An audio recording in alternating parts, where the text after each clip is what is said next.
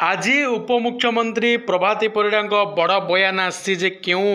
Bank रे खाता थिले सुभद्रा पैसा आसबनी ताकू नहीं बड़ अपडेट देइचंती प्रभाती परिड़ा। तेबे जानिया से विषय किंतु ता पूर्व समस्त को अनुरोध जो मैंने प्रथम थर चैनल को आसछंती निहाती चैनल टी को सब्सक्राइब करके पाकर दिया बेल आइकन को प्रेस कर दिंतु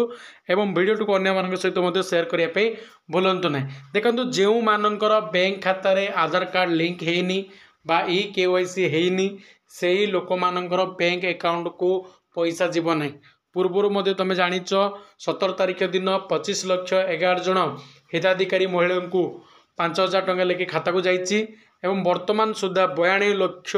महिला सुभद्रा योजना पे अप्लाई करचंती। तेन मध्य 25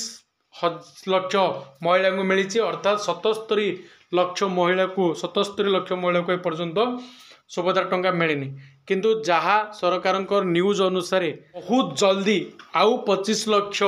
महिला को कौन हम 5,000 टंका लेके मिल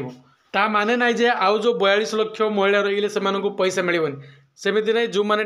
विलंबर एप्लाई कर विलंबर मिल किंतु 8 तारिख पूर्व माने सेकेंड किस्ती मिलिया पूर्व समस्त को प्रथम किस्ती मिल सूचना दी उपमुख्यमंत्री प्रभाती परिड़ा।